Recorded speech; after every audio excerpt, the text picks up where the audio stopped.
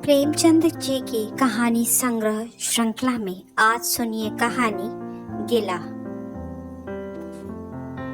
जीवन का एक बड़ा भाग इसी घर में गुजर गया, पर कभी आराम ना नसीब हुआ। मेरे पति संसार की दृष्टि में बड़े सज्जन, बड़े शिष्ट, बड़े उदार, बड़े सौम्य होंगे, लेकिन जिस पर गुजरती है वही जानता है। संसार को उन लोगों की प्रशंसा करने में आनंद आता है जो अपने घर को भाड़ में झोंक रहे हों, गैरों के पीछे अपना सर्वनाश किए डालते हों। जो प्राणी घर वालों के लिए मरता है उसकी प्रशंसा संसार वाले नहीं करते। वह तो उनकी दृष्टि में स्वार्थी है, कृपण है, संकीर्ण हृदय है, आचार भ्रष्ट है। इसी तरह जो लोग बाहर वालों के लिए मरते हैं उनकी प्रशंसा घर वाले क्यों करने लगे। अब इन्हीं को देखो, सारे दिन मुझे जलाया करते हैं। मैं पर्दा तो नहीं करती, लेकिन सौदे सुलभ के लिए बाजार जाना बुरा मालूम होता है। और इनका यह हाल है कि जिस चीज को मंगाओ तो ऐसी दुकान से लाएंगे जहाँ कोई ग्राहक भूल कर भी ना जाता हो। ऐसी दुकान पर ना तो चीज अच्छी मिलती है, ना तोल ठीक होती है, ना दाम ही उचित होते हैं। यह दोष ना होते तो यह दुकान बदनाम ही क्यों होती। पर इन्हें ऐसे ही बीती गई दुकानों से चीजें लाने का मर्ज है। बार बार कह दिया, साथ की चलती हुई दुकान से सौदे लाया करो, वहाँ माल अधिक खपता है, इसलिए ताजा माल आता रहता है। पर इनकी तो टुटपुंजिया सी बनती है और वे इन्हें उल्टे छुरे से मूंढते हैं। गेहूं लाएंगे तो सारे बाजार से खराब भुना हुआ, चावल ऐसा मोटा कि बैल भी न पूछे, दाल में कराई और कंकड़ भरे हुए, मनो लकड़ी जला डालो क्या मजाल की गले। घी लाएंगे तो आधा आधा तेल या 16 आने काटो जैम, और दरअसल घी से एक छटाक कम। तेल लाएंगे तो मिलावट, बालों में डालो तो चिमट जाए, पर दाम दे आएंगे शुद्ध आंवले के तेल का। किसी चलती हुई नामी दुकान पर जाते तो इन्हें जैसे डर लगता है, शायद ऊंची दुकान और फीके पकवान के कायल है। मेरा अनुभव तो यह है कि नीची दुकान पर ही सड़े पकवान मिलते हैं। एक दिन की बात हो तो बर्दाश्त कर ली जाए, रोज रोज का टंटा नहीं सहा जाता। मैं पूछती हूँ, आखिर आप टुटपुंजियों की दुकान पर जाते ही क्यों हैं? क्या उनके पालन पोषण का ठेका तुम्ही ने ले लिया है? आप फरमाते हैं, मुझे देखकर सबके सब बुलाने लगते हैं। वाह क्या कहना, कितनी दूर की बात कही है। जरा इन्हें बुला लिया और खुशामद के 2 शब्द सुना दिए, थोड़ी सी स्तुति कर दी, बस आपका मिजाज आसमान पर आ पहुंचा। फिर इन्हें सुधी नहीं रहती कि यह कूड़ा करकट बांध रहा है या क्या। पूछती हूँ, तुम उस रास्ते से जाते ही क्यों हो? क्यों किसी दूसरे रास्ते से नहीं जाते? ऐसे उठाई गिरोह को मुंह ही क्यों लगाते हो? इसका कोई जवाब नहीं। एक चुप 100 बाधाओं को हराती है।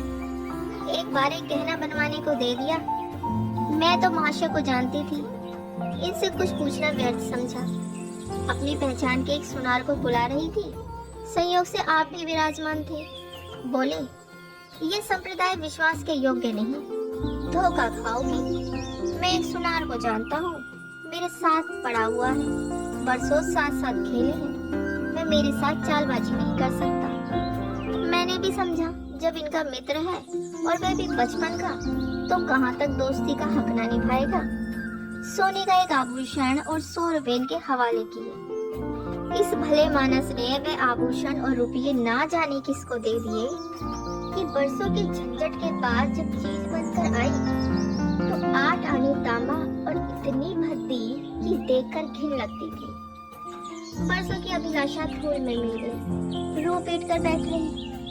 ऐसे ऐसे वफादार तो उनके मित्र हैं जिन्हें मित्र के गर्दन पर छुरी फेरने पर भी संकोच नहीं।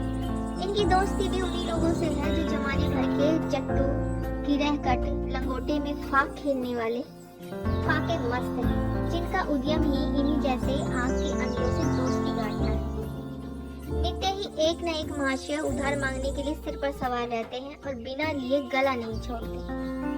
मगर ऐसा कभी ना हुआ कि किसी ने रुपए चुकाए हों।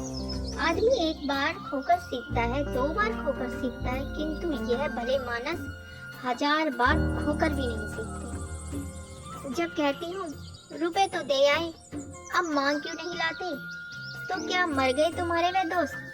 तो बस बगले झाँककर रह जाते हैं। आपसे मित्रों को सूखा जवाब नहीं दिया जाता। खैर, सूखा जवाब ना दो, मैं भी नहीं कहती कि दोस्तों से बेमुरवत करो, मगर चिकनी चुपड़ी बातें तो बना सकते हो, बहाने तो कर सकते हो। किसी मित्र ने रुपए मांगे और आपके सिर पर बोझ पड़ा, बेचारे कैसे इनकार करें? आखिर लोग जान जाएंगे कि यह माशय भी खुक्कल ही है। इनकी हविस यह है कि ये दुनिया इन्हें संपन्न समझती रहे, चाहे मेरे गहने ही क्यों न गिरो रखने पड़े। सच कहती हूँ, कभी कभी तो एक एक पैसे की तंगी हो जाती है और इन भले आदमी को रुपए जैसे घर में काटते हैं। जब तक रुपए के वारे न्यारे ना कर ले, इन्हें चैन नहीं। इनके करतूत कहाँ तक गाऊं? मेरी तो नाक में दम आ गया है। एक ना एक मेहमान रोज यमराज की भांति सिर पर सवार रहते हैं। ना जाने कहाँ के बेफिक्रे इनके मित्र हैं। कोई कहीं से आकर मरता है, कोई कहीं से। घर क्या है, अपाहिजों का अड्डा है। जरा सा तो घर है, मुश्किल से 2 पलंग, ओढ़ना बिछोना भी फालतू नहीं। मगर आप ही इनके मित्रों को निमंत्रण देने को तैयार हैं। आप तो अतिथि के साथ लेटेंगे, इसलिए इन्हें चारपाई भी चाहिए, ओढ़ना बिछोना भी चाहिए, नहीं तो घर का पर्दा खुल जाए। जाता है मेरे बच्चों के सिर। गर्मियों में तो खैर कोई मुजायका नहीं, लेकिन जाड़ों में तो ईश्वर की याद आती है। गर्मियों में भी खुली छत पर तो मेहमानों का अधिकार हो जाता है। जब मैं बच्चों के लिए पिंजड़े में पड़ी फड़फड़ाया करूं, इन्हें इतनी समझ भी नहीं कि जब घर की यह दशा है तो क्यों ऐसों को मेहमान बनाएं जिनके पास कपड़े लत्ते तक नहीं। ईश्वर की दया से इनके सभी मित्र इस श्रेणी के हैं। एक भी ऐसा माई का लाल नहीं जो समय पड़ने पर धेले से भी इनकी मदद कर सके। 2-1 बार माशे को इसका अनुभव अत्यंत कटु अनुभव हो चुका है, मगर इस जड़ भरत ने जैसे आंखें ना खोलने की कसम खा ली है। ऐसे ही दरिद्र भट्टाचार्य से इनकी पटती है। शहर में इतने लक्ष्मी के पुत्र हैं, पर आपका किसी से परिचय नहीं। उनके पास जाते इनकी आत्मा दुखती है। दोस्ती गांठेंगे ऐसों से जिनके घर में खाने का ठिकाना नहीं। एक बार हमारा कहार छोड़कर चला गया और कई दिन कोई दूसरा कहार न मिला। किसी चतुर कुशल कहार की तलाश में थी, किंतु आपको जल्द से जल्द कोई आदमी रख लेने की धुन सवार हो गई। घर के सारे काम पूर्ववत चल रहे थे, पर आपको मालूम हो रहा था कि गाड़ी रुकी हुई है। मेरा छोटे बर्तन मांजना और आपका साग भाजी के लिए बाजार जाना इनके लिए आसे हो उठा। एक दिन जाने कहां से एक बांगड़ू को पकड़ लाए। उसकी सूरत कह रही थी कि कोई जांगलू है, मगर आपने उसका ऐसा बखान किया कि क्या कहूँ। बड़ा होशियार है, बड़ा आज्ञाकारी, पढ़ले सिरे का मेहनती, गजब का सलीकेदार और बहुत ही ईमानदार। खैर, मैंने उसे रख लिया। मैं बार बार क्यों इनकी बातों में आ जाती हूँ, इसका मुझे स्वयं आश्चर्य है। यह आदमी केवल रूप से आदमी था, आदमियत के और कोई लक्षण उसमें ना थे। किसी काम की तमीज नहीं, बेईमान ना था, पर गधा अव्वल दर्जे का। बेईमान होता तो कम से कम इतनी तस्कीन तो होती कि खुद खा जाता। अभागा दुकानदारों के हाथों लुट जाता था। 10 तक की गिनती उसे ना आती थी। 1 रुपया देकर बाजार भेजूं तो संध्या तक हिसाब ना समझा सके। क्रोध पी पी कर रह जाती थी। रक्त खोलने लगता था कि दुष्ट के कान उखाड़ लूं, मगर इन महाशय को उसे कभी कुछ कहते नहीं देखा। डांटना तो दूर की बात है, आप नहा धोकर धोती छाट रही हैं और मैं दूर बैठा तमाशा देख रहा है। मैं तो उसका खून पी जाती, लेकिन इन्हें जरा भी गम नहीं। जब मेरे डांटने पर धोती छाटने जाता भी तो आप उसे समीप न आने देते, बस उसके दोषों को गुण बनाकर दिखाया करते थे, और इस प्रयास में सफल न होते तो दोषों पर पर्दा डाल देते थे।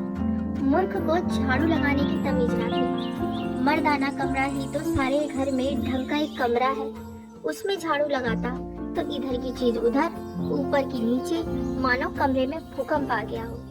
और गर्द का यह हाल कि सांस लेना कठिन, पर आप शांति पूर्वक कमरे में बैठे हैं। एक दिन मैंने उसे खूब डांटा, कल से ठीक ठीक झाड़ू ना लगाई तो कान पकड़कर निकाल दूंगी। सवेरे सोकर उठी तो देखती हूँ कमरे में झाड़ू लगी हुई है और हर एक चीज करीने से रखी हुई है। गर्द गुबार का नाम भी नहीं। मैं चकित होकर देखने लगी तो आप हंसकर बोले, देखती क्या हो, आज पूरे घर में बड़े सवेरे उठकर झाड़ू लगाई है। मैंने समझा दिया, तुम ढंग तो बताती नहीं, उल्टे डांटने लगती हो। मैंने समझा, खैर दुष्ट ने कम से कम एक काम तो सलीके से किया। अब रोज कमरा साफ सुथरा मिलता। घूरे मेरी दृष्टि में विश्वासी बनने लगा। संयोग की बात, एक दिन मैं जरा मामूल से सवेरे उठी और कमरे में आई तो क्या देखती हूँ कि घूरे द्वार पर खड़ा है और आप तन मन से कमरे में झाड़ू लगा रहे हैं। मेरी आंखों में खून उतर गया। उनके हाथ से झाड़ू छीन कर घूरे के सिर जमा दी। हरामखोर को उसी दम बाहर निकाल दिया। आप फरमाने लगे, उसका महीना तो चुका दो। बाहरी समझ, एक तो काम ना करे, उस पर आंखें दिखाए, उस पर पूरी मजदूरी भी चुका दूं। मैंने कोड़ी भी ना दी। एक कुर्ता दिया था, वह भी छीन लिया। इस पर जड़ भरत महाशय मुझसे कई दिन रूठे रहे। घर छोड़कर भागे जाते थे, बड़ी मुश्किलों से रुके। ऐसे ऐसे भोंदू भी संसार में पड़े हुए हैं।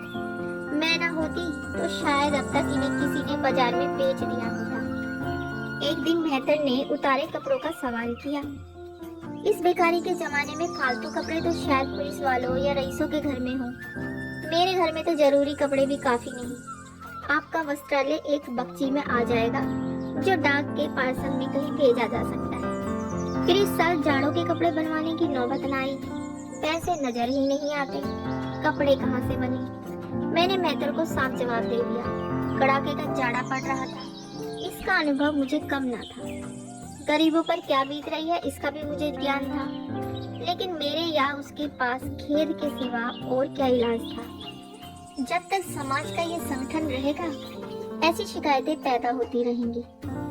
जब एक एक अमीर और रईस के पास एक एक मालगाड़ी कपड़ों से भरी हुई है, तब फिर निर्धनों को क्यों ना नग्नता का कष्ट उठाना पड़े। खैर, मैंने तो मेहतर को जवाब दे दिया। आपने क्या किया कि आपका कोट उठाकर उसको भेंट कर दिया। मेरी देह में आग लगी। इतनी दानशील नहीं हूँ कि दूसरों को खिलाकर आप सो रहूं। देवता के पास यही एक कोट था। आपको इसकी जरा भी चिंता न हुई कि पहनेंगे क्या। यश के लोभ ने जैसे बुद्धि ही हर ली। मेहतर ने सलाम किया, दुआएं दी और अपनी राह ली। आप कई दिन सर्दी से ठिठुरते रहे। प्रातःकाल घूमने जाया करते थे, वह बंद हो गया। ईश्वर ने उन्हें हृदय भी एक विचित्र प्रकार का दिया है। फटे पुराने कपड़े पहनते उनको जरा भी संकोच नहीं होता। मैं तो हमारे लाश से गड़ जाती हूँ, पर आपको जरा फिक्र नहीं। कोई हंसता है तो हंसे, आपकी बला से। अंत में जब मुझसे ना देखा गया तो एक कोट बनवा दिया।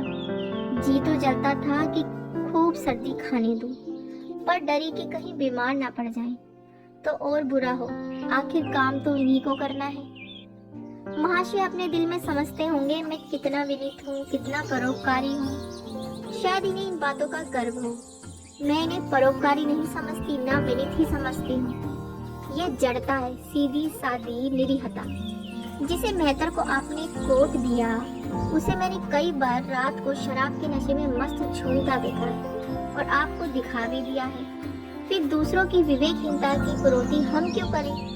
अगर आप विनीत और परोपकारी होते तो घर वालों के प्रति भी तो आपके मन में कुछ उदारता होती। यह सारी उदारता बाहर वालों के लिए ही सुरक्षित है। घर वालों को उसका अल्पांश भी ना मिलना चाहिए। मेरी इतनी अवस्था बीत गई, पर इस भले आदमी ने कभी अपने हाथों से मुझे एक उपहार भी न दिया। बेशक मैं जो चीज बाहर से मंगवाऊं, उसे लाने में इन्हें जरा भी आपत्ति नहीं। बिल्कुल उज्र नहीं, मगर रुपए में दे दूं, यह शर्त है। इन्हें खुद कभी ये उमंग नहीं होती। यह मैं मानती हूँ कि बेचारे अपने लिए भी कुछ नहीं लाते। मैं जो कुछ मंगवा दूं उसी पर संतुष्ट हो जाते हैं। मगर आखिर आदमी कभी कभी शौक की चीजें चाहता ही है। अन्य पुरुषों को देखती हूँ, स्त्री के लिए तरह तरह के गहने, भांति भांति के कपड़े, शौक श्रृंगार की वस्तुएं लाते रहते हैं। यहाँ इस व्यवहार का निषेध है। बच्चों के लिए भी मिठाइयाँ, खिलौने, बाजे शायद जीवन में एक बार भी न लाए हों। शपथ भी खाली है, इसलिए मैं तो इन्हें कृपण कहूंगी। अर्थ से कहूंगी, हृदय शून्य कहूंगी, उदार नहीं कह सकती। दूसरों के साथ इनका जो सेवा भाव है उसका कारण है इनका यश लोभ और व्यवहारिकता अज्ञानता। आपके विनय का यह हाल है कि जिस दफ्तर में आप नौकर हैं उसके किसी अधिकारी से आपका मेलजोल नहीं। अफसरों को सलाम करना तो आपकी नीति के विरुद्ध है। नजरिया डाले तो दूर की बात है, और तो और कभी किसी अफसर के घर नहीं जाते। इसका खामियाजा आप ना उठाए तो कौन उठाए। औरों को रियायती छुट्टियां मिलती हैं, आपका वेतन घटता है। औरों की तरक्कियां होती हैं, आपको कोई पूछता भी नहीं। हाजिरी में 5 मिनट की भी देर हो जाए तो जवाब पूछा जाता है। बेचारे जी तोड़कर काम करते हैं, कोई बड़ा कठिन काम आ जाता है तो इन्हीं के सिर मढ़ा जाता है। इन्हें जरा भी आपत्ति नहीं। दफ्तर में इन्हें घिस्सू पिस्सू आदि उपाधियां मिली हुई हैं, मगर पड़ाव कितना ही बड़ा मारे इनके भाग्य में वही सूखी घास लिखी है। ये विनय नहीं है, स्वाधीन मनोवृत्ति भी नहीं है। मैं तो इसे समय चातुरी का अभाव कहती हूँ, व्यवहारिक ज्ञान की क्षति कहती हूँ। आखिर कोई अफसर आपसे क्यों प्रसन्न हो? इसलिए कि आप बड़े मेहनती हैं। दुनिया का काम मुरव्वत और रवादारी से चलता है। अगर हम किसी से खींचे रहें तो कोई कारण नहीं कि वह भी हमसे खींचा रहे। फिर जब मन में शोभ होता है तो वह दफ्तरी व्यवहारों में भी प्रकट हो ही जाता है। जो मातहत अफसर को प्रसन्न रखने की चेष्टा करता है, जिसकी जात से अफसर का कोई व्यक्तिगत उपकार होता है, जिस पर वह विश्वास कर सकता है, उसका लिहाज वह संभवतः करता है। ऐसे सिरागियों से कोई किसी को सहानुभूति होने लगी। अफसर भी तो मनुष्य है, उसके हृदय में जो सम्मान और विशिष्टता की कामना है वह कहाँ पूरी हो? जब अधीनस्थ कर्मचारी ही उसे फिरंट रहे तो क्या उसके अफसर से उसे सलाम करने आएंगे? आपने जहाँ नौकरी की वहाँ से निकाल दिए गए, कभी किसी दफ्तर में 2-3 साल से ज्यादा न टिके, या तो अफसर से लड़ गई या कार्य अधिक होने के कारण छोड़ बैठी। आपको कुटुंब सेवा का दावा है। आपके कई भाई भतीजे होते हैं, वे कभी इनकी बात भी नहीं पूछते। आप बराबर उनका मुंह ताकते रहते हैं। इनके एक भाई साहब आजकल तहसीलदार हैं, घर की मिल्कियत उन्हीं की निगरानी में है। वे ठाठ से रहते हैं, मोटर रख ली है, कई नौकर चाकर हैं, मगर यहाँ भूले से भी पत्र नहीं लिखते। एक बार हमें रुपए की बड़ी तंगी हुई। मैंने कहा, अपने भ्राता जी से क्यों नहीं मांग लेते? कहने लगे, उन्हें क्यों चिंता में डालूं, उन्हें भी तो अपना खर्च है। कौन सी ऐसी बचत हो जाती होगी? जब मैंने बहुत मजबूर किया तो आपने पत्र लिखा। मालूम नहीं पत्र में क्या लिखा। पत्र लिखा या उसमें मुझे चकमा दे दिया गया।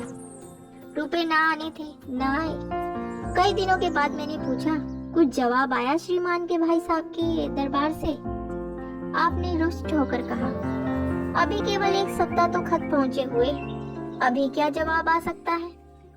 1 सप्ताह और गुजरा, मगर जवाब नदारद। जब आपका यह हाल है कि मुझे कुछ बातचीत करने का अवसर भी नहीं देते, इतने प्रसन्नचित्त नजर आते हैं कि क्या कहूँ। बाहर से आते हैं तो खुश खुश, कोई ना कोई सिगुफा लिए हुए।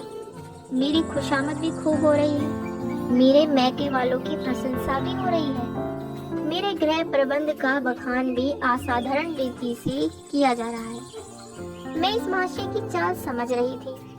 ये सारी दिलजोई केवल इसलिए थी कि श्रीमान के भाई साहब के विषय में कुछ पूछ न बैठो।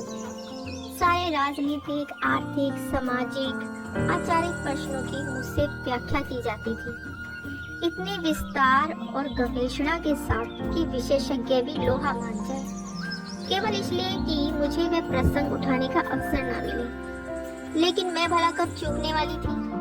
जब पूरे 2 सप्ताह गुजर गए और बीमे के रुपए भेजने की मिति मौत की तरह सिर पर सवार हो गई, तो मैंने पूछा, क्या हुआ? तुम्हारे भाई साहब ने श्रीमुख से कुछ फरमाया या अभी तक पत्र नहीं पहुंचा? आखिर घर की जायदाद में हमारा भी कुछ हिस्सा है या नहीं? या हम किसी लौंडी दासी की संतान हैं? 500 रुपए साल का नफा तो 10 साल पहले था, अब तो 1000 से कम ना होगा।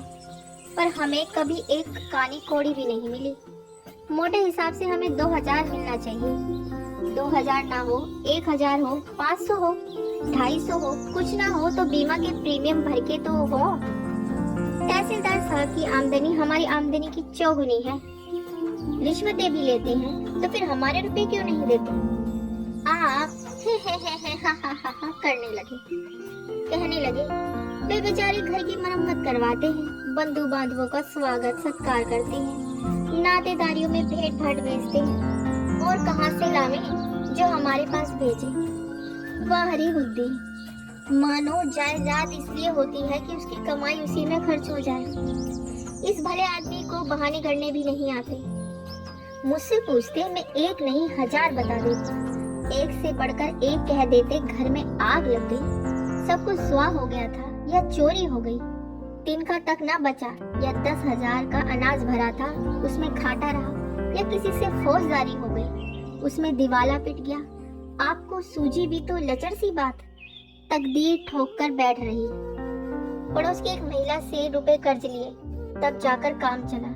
फिर भी आप भाई भतीजों की तारीफ के पुल बांधते हैं तो मेरे शरीर में आग लग जाती है। ऐसे कौरवों से ईश्वर बचाए। ईश्वर की दया से आपके 2 बच्चे हैं, 2 बच्चियां भी हैं।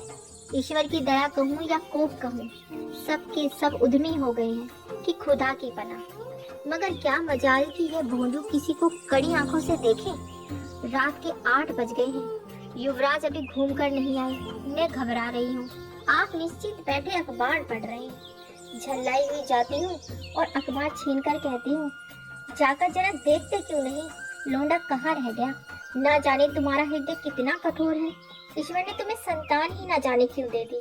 पिता का पुत्र के साथ कुछ तो धर्म है। तब आप भी गर्म हो जाते हैं। अभी तक नहीं आया, बड़ा शैतान है। बच्चू आ जाता है तो कान उखाड़ लेता, मारे हंटरों के खाल उधेड़ कर रख दूंगा। यूं बिगड़कर तैश के साथ आप उसे खोजने निकलते हैं। संयोग की बात, आप उधर जाते हैं, इधर लड़का आ जाता है। मैं पूछती हूँ, तू किधर से आ गया? तुझे वे ढूंढने गए हुए हैं। देखना आज कैसी मरम्मत होती है। ये आदत की ही छूट जाएगी। दांत पीस रहे थे, आते ही होंगे। छड़ी भी उनके हाथ में है। तुम इतने मन के हो गए हो कि बात नहीं सुनते। आज बच्चू आटे दाल का भाव मालूम होगा। लड़का सहम जाता है और लैंप जलाकर पढ़ने बैठ जाता है। महाशय जी 2-2.5 घंटे के बाद लौटते हैं, हैरान, परेशान और बदहवास। घर में पांव रखते ही पूछते हैं, आया कि नहीं? मैं उनका क्रोध उत्तेजित करने के विचार से कहती हूँ, आकर बैठा तो है, जाकर पूछते क्यों नहीं? पूछकर हार गई, कहाँ गया था, कुछ बोलता ही नहीं। आप गरज कर कहते हैं, मन्नू यहाँ आओ। लड़का थर-थर कांपता हुआ आकर आंगन में खड़ा हो जाता है। दोनों बच्चियां घर में छिप जाती हैं कि कोई बड़ा भयंकर कांड होने वाला है। छोटा बच्चा खिड़की से चूहे की तरह झांक रहा है। आप क्रोध से बौखलाए हुए हैं, हाथ में छड़ी है ही। मैं भी वह क्रोध उन्मत्त आकृति देखकर पछताने लगती हूँ कि कहाँ से इनसे शिकायत की। आप लड़के के पास जाते हैं, मगर छड़ी जमाने के बदले आहिस्ते से उसके कंधों पर हाथ रखकर बनावटी क्रोध से कहते हैं, तुम कहाँ गए थे जी? मना किया जाता है, मानते नहीं हो। खबरदार, जो अब कभी इतनी देर करी। आदमी शाम को घर चला आता है या मटर गृहस्थी करता है। मैं समझ रही हूँ कि यह भूमिका है, विषय अब आएगा। भूमिका तो बुरी नहीं, लेकिन यहाँ तो भूमिका पर इति हो जाती है। बस आपका क्रोध शांत हो गया, बिल्कुल जैसे कुआर की घटा। घेर घार हुआ, काले बादल आए, खड़खड़ाहट हुई और गिरी क्या, सिर्फ 4 बूंदें। लड़का अपने कमरे में चला जाता है और शायद खुशी से नाचने लगता है। मैं पराभूत होकर कहती हूँ, तुम तो जैसे डर गए, भला 2-4 तमाचे तो लगाए होते। इसी तरह तो लड़के शेर हो जाते हैं। आप फरमाते हैं, तुमने सुना नहीं मैंने कितने जोर से डांटा? बच्चे की जान ही निकल गई होगी। देख लेना जो फिर कभी देर से आए। तुमने डांटा तो नहीं? हाँ, आंसू जरूर पूछ दिए। तुमने मेरी डांट नहीं सुनी क्या? क्या कहना है आपकी डांट का? वाह, लोगों के कान बहरे हो गए। लाओ तुम्हारा गला सहला दूं। आपने एक नया सिद्धांत निकाला है कि दंड देने से लड़के खराब हो जाते हैं। आपके विचार से लड़कों को आजाद रहना चाहिए, उन पर किसी तरह का बंधन, शासन या दबाव नहीं होना चाहिए। आपके मत से शासन बालकों के मानसिक विकास में बाधक होता है। इसी का यह फल है कि लड़के बेनकेल के ऊंट बने हुए हैं। कोई 1 मिनट भी किताब खोलकर नहीं बैठता। कभी गुल्ली डंडा है, कभी गोलियां, कभी कनकोवे। श्रीमान भी लड़कों के साथ खेलते हैं। 40 साल की उम्र और लड़कपन इतना। मेरे पिताजी के सामने मजाल थी कि कोई लड़का कनकोवा उड़ा ले या गुल्ली डंडा खेल सके। खून पी जाते थे। प्रातःकाल से लड़कों को लेकर बैठ जाते थे। स्कूल से जो ही लड़के आते फिर ले बैठते थे। बस संध्या समय आधा घंटे की छुट्टी देते थे। रात को फिर जोत देते। यह नहीं कि आप तो अखबार पढ़ा करें और लड़के गली गली भटकते फिरें। कभी कभी आप सींग कटाकर बछड़े बन जाते हैं। लड़कों के साथ ताश खेलने बैठ जाते हैं। ऐसे बाप का भला लड़कों पर क्या रोब हो सकता है। पिताजी के सामने मेरे भाई सीधे ताक नहीं सकते थे। उनकी आवाज सुनते ही तहलका मच जाता था। उन्होंने घर में कदम रखा और शांति का साम्राज्य हुआ। उनके सम्मुख जाते लड़कों के प्राण सूखते थे। उसी शासन की यह बरकत है कि सभी लड़के अच्छे अच्छे पदों पर पहुंच गए। हाँ, स्वास्थ्य किसी का अच्छा नहीं है, तो पिताजी ही का स्वास्थ्य कौन अच्छा था। बेचारे हमेशा किसी न किसी औषधि का सेवन करते रहते थे। और क्या कहूँ, एक दिन तो हद ही हो गई। श्रीमान जी लड़कों को कनकोवा उड़ाने की शिक्षा दे रहे थे। यूं घुमाओ, यूं गोता दो, यूं खींचो, यूं ढील दो। ऐसा तन मन से सिखा रहे थे मानो गुरु मंत्र दे रहे हो। उस दिन मैंने इनकी ऐसी खबर ली कि याद करते होंगे। तुम कौन होते हो मेरे बच्चों को बिगाड़ने वाले? तुम्हें घर से कोई मतलब नहीं है ना हो, लेकिन आप मेरे बच्चों को खराब ना कीजिए, बुरी बुरी आदतें ना सिखाइए। आप उन्हें सुधार नहीं सकते तो कम से कम बिगाड़िए तो मत। लगे बगले झांकने। मैं चाहती हूँ एक बार ये भी गर्म पड़े तो अपना चंडी रूप दिखाऊं, पर ये इतना जल्द दब जाते हैं कि मैं हार जाती हूँ। पिताजी किसी लड़के को मेले तमाशे में ना ले जाते थे कि लड़का सिर पटक कर मर जाए, मगर जरा भी ना पसीजते थे। और यह महात्मा जी का यह हाल है कि एक एक से पूछ कर मेले ले जाते हैं। चलो चलो, वहाँ बड़ी बहार है, खूब आतिशबाजियाँ छूटेंगी, गुब्बारे उड़ेंगे, विलायती चरखियाँ भी हैं। उन पर मजे से बैठना। और तो और आप लड़कों को हॉकी खेलने से भी नहीं रोकते।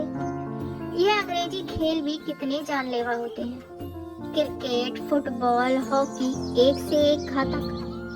गेंद लग जाए तो जान लेकर ही छोड़े। और आपको इन सभी खेलों से प्रेम है। कोई लड़का मैच में जीत कर आ जाता है तो ऐसे फूल उठते हैं मानो किला जीत कर आया हो। आपको इसकी जरा भी परवाह नहीं कि चोट चपेट आ गई तो क्या होगा। हाथ पांव टूट गए तो बेचारों की जिंदगी कैसे पार लगेगी। पिछले साल कन्या का विवाह था। आपको जिद थी कि दहेज के नाम कानी कोड़े भी न देंगे, चाहे कन्या आजीवन कंवारी बैठी रहे। यहाँ भी आपका आदर्शवाद आ कूदा। समाज के नेताओं का छल प्रपंच आए दिन देखते रहते हैं, फिर भी आपकी आंखें नहीं खुलती। जब तक समाज की वह व्यवस्था कायम है और युवती कन्या का अविवाहित रहना निंदास्पद है, तब तक ये प्रथा मिटने की नहीं। 2-4 ऐसे व्यक्ति भले ही निकल आवे जो दहेज के लिए हाथ न फैलावे, लेकिन इसका परिस्थिति पर कोई असर नहीं पड़ता और कुप्रथा ज्यों की त्यों बनी हुई है। पैसों की तो कमी नहीं है, दहेज की बुराइयों पर लेक्चर दे सकते हैं, लेकिन मिलते हुए दहेज को छोड़ देने वाला मैंने आज तक नहीं देखा। जब लड़कों की तरह लड़कियों की शिक्षा और जीविका की सुविधाएं निकल आएंगी तो ये प्रथा भी विदा हो जाएगी। उसके पहले संभव नहीं। मैंने जहाँ जहाँ संदेश भेजा दहेज का प्रश्न उठ खड़ा हुआ और आपके प्रत्येक अवसर पर टांग अड़ाई। अब इस तरह पूरा साल गुजर गया और कन्या को 16वां साल लग गया तो मैंने एक जगह बात पक्की कर ली। आपने भी स्वीकार कर लिया, क्योंकि वर पक्ष ने लेन देन का प्रश्न उठाया ही नहीं। हालांकि अंधकरण में उन लोगों को पूरा विश्वास था कि अच्छी रकम मिलेगी और मैंने भी तय कर लिया था कि यथाशक्ति कोई बात उठाना रखूंगी। विवाह के सकुशल होने में कोई संदेह ना था, लेकिन इन महाशय के आगे मेरी एक न चली। ये प्रथा निंद्य है, ये रस्म निरर्थक है, यहाँ रुपए की क्या जरूरत, यहाँ गीतों का क्या काम, नाक में दम था। यह क्यों, वह क्यों, यह तो साफ दहेज है। तुमने मेरे मुंह पे काली लगा दी, मेरी आबरू मिट्टी में मिला दी। जरा सोचिए इस परिस्थिति को कि बारात द्वार पर पड़ी हुई है और यहाँ बात बात पर शास्त्रार्थ हो रहा है। विवाह का मुहूर्त आधी रात के बाद था। प्रथा अनुसार मैंने व्रत रखा, किंतु आपकी टेक थी कि व्रत की कोई जरूरत नहीं। जब लड़के के माता पिता व्रत नहीं रखते, जब लड़का तक व्रत नहीं रखता, तो कन्या पक्ष वाले व्रत क्यों रखे? मैं और सारा खानदान मना करता रहा, लेकिन आपने नाश्ता किया, भोजन किया। खैर, कन्यादान का मुहूर्त आया। आप सदैव से इस प्रथा के विरोधी हैं। आप इसे निषेध समझते हैं। कन्या क्या दान की वस्तु है?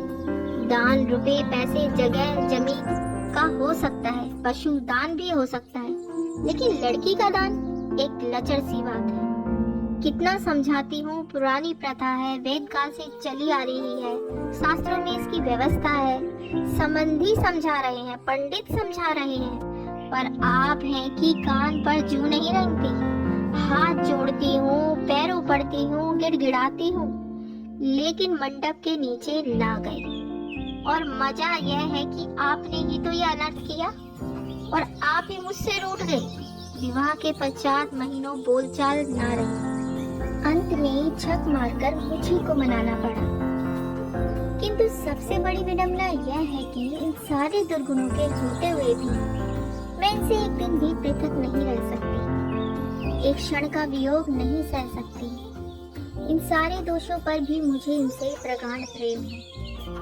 इनमें ये कौन सा गुण है जिस पर मैं मुग्ध हूँ, मैं खुद नहीं जानती, पर इनमें कोई ऐसी बात है जो मुझे इनकी चेरी बनाए हुए है। वे जरा मामूली सी देर में घर आते हैं तो प्राण नहुं में समा जाते हैं।